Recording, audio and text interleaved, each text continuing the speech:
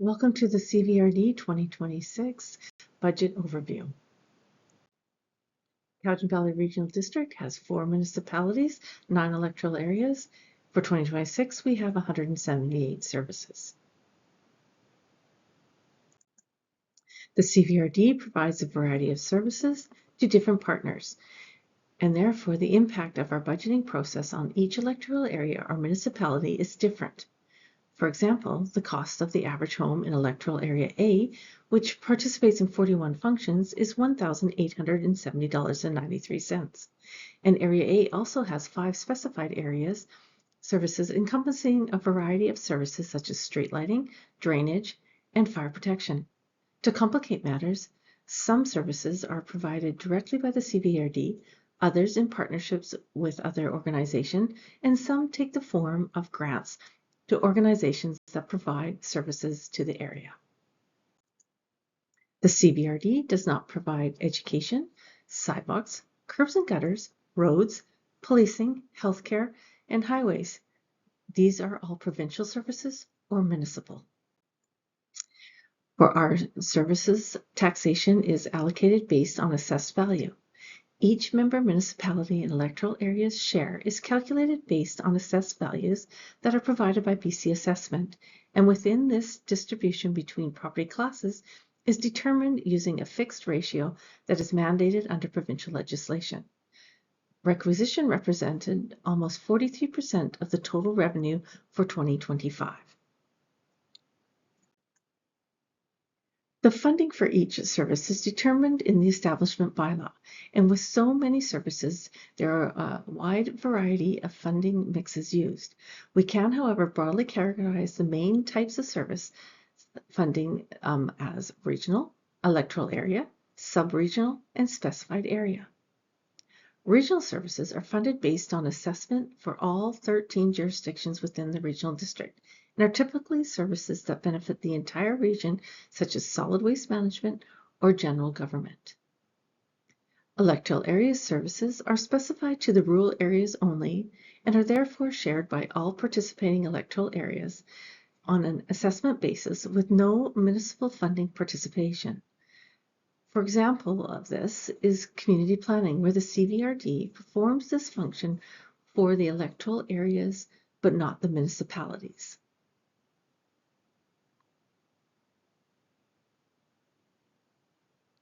Many of our services are sub-regional in nature in that they provide a service for certain areas within the CVRD, and funding is shared by those participating partners, normally on an assessment basis. An example of this is transit. Specified areas are set up to fund services that are provided to a number of properties that do not represent the entire electoral area and are different in those functions are established in response to a petition by property owners to provide the service. A service area is established to encompass the properties that receive the service. Such a service is fire services.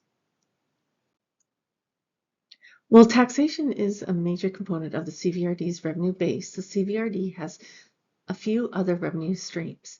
Non-taxation revenue streams that are considered as part of the budget process include user fees and charges, which are curbside water and sewer, permits and licensing fees, building permits and subdivision fees, reserve funds. The CVRD accumulates operating reserves to protect against variances and unexpected expenditures from year to year, and capital reserves for its long-term asset management needs.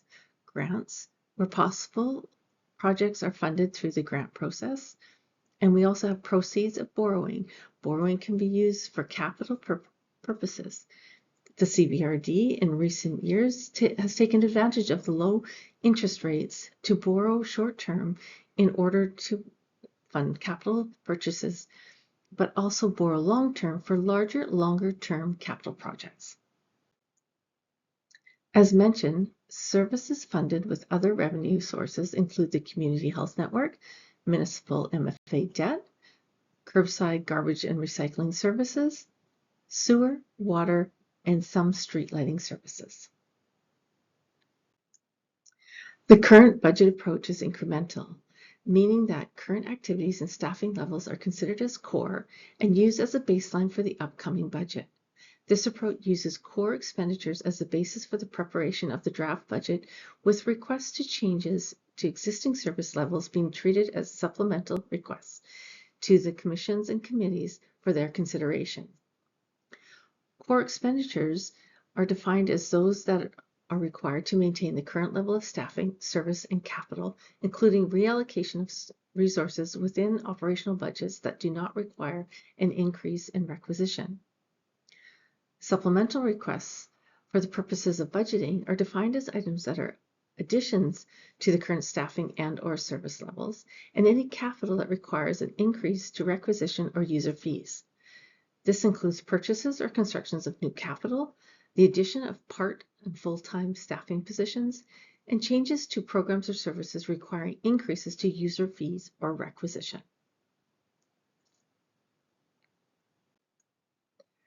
The board provided a 2026 budget mandate be a maximum of 4% on requisition and asked staff to provide options for further reductions to a 2.5% budget. The board was presented with the draft budget, all capital asset investments and service enhancement requests and potential reductions to the budget. With the current 2026 draft budget, the increased costs per 100,000 ranges from $3.30 up to $14.96. There will be public consultation meetings in the first week of January and the first budget meeting on January 15th. The increase to requisition is discussed as a total number. However, as mentioned previously, the effect on individual properties varies based on a number of factors, including property assessment and property location. Only the participants in the service area contribute to the cost of providing those services. This slide shows the impact on each municipality and electoral area of the proposed 2026 budget. The first three columns in this slide is the proposed budget compared to the 2025 budget, listing the changes in the cost per 100K of assessed value. The next three columns is the proposed budget, including capital investments and service enhancements compared to the 2025 budget. The last column is the difference between the two highlighted columns. Currently, core budget is 3.71%. The request for enhancements is 1.25 for a total of 4.96. In Area A, the average home would see an increase of $31.28. This chart, which is available on the CVRD website, shows how the taxation is broken down by function.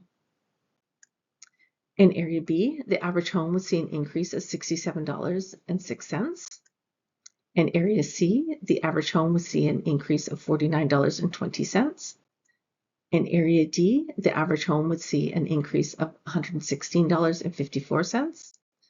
In Area E, the average home would see an increase of $80.91. In Area F, the average home would see an increase of $41.51.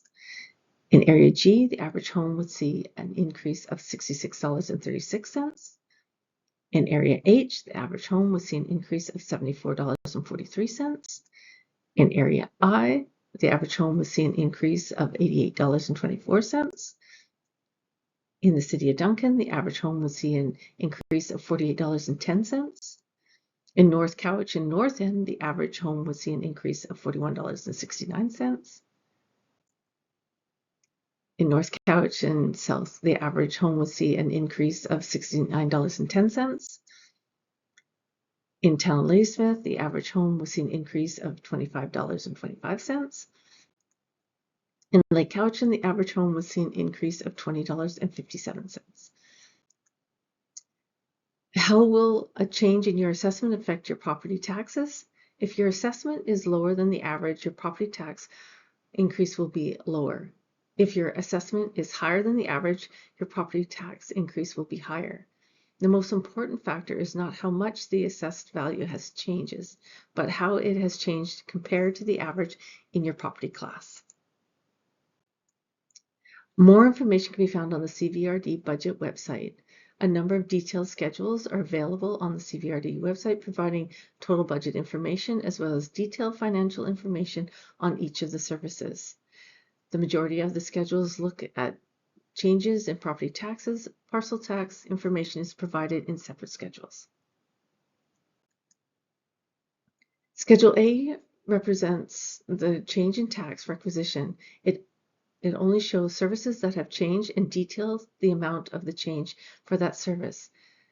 Down at the bottom is the total difference between the general tax requisition of 2025 and that for 2026.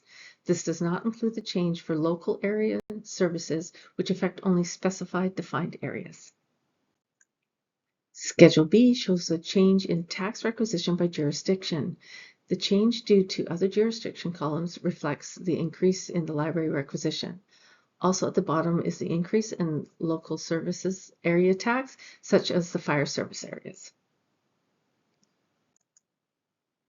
Schedule C looks at the total requisition by area since 2018. The draft budget includes a proposed increase of 3.71.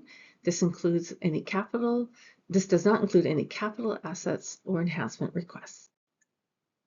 Schedule D has a page for each jurisdiction. It lists only the services that area participates in and shows a change from that service.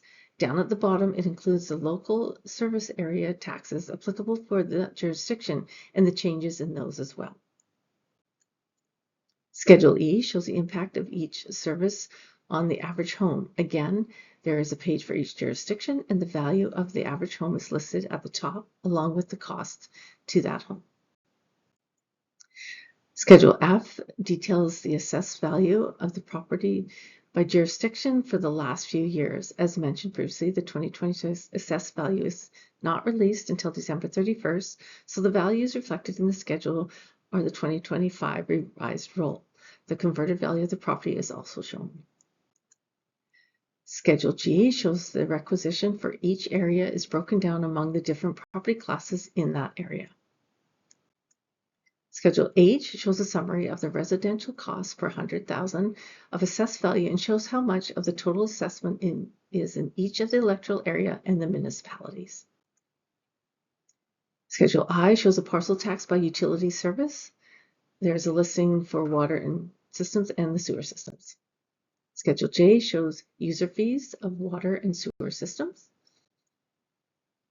Those are the detailed budget schedules available on our website. We also have more specified detail on individual services. For each service, there is a summary sheet. It gives a description of the service, lists the amount being requisitioned for 2026, the maximum amount that may be requisitioned if applicable, and shows the split between the participating areas. This is followed by the proposed 5-year plan for the function. Lastly is the budget detail from our accounting software showing the actual expenses for 2023 and 2024, the budget for 2025, and the proposed budget 2026. We also have the Plan Your Cowichan website that has budget information on it.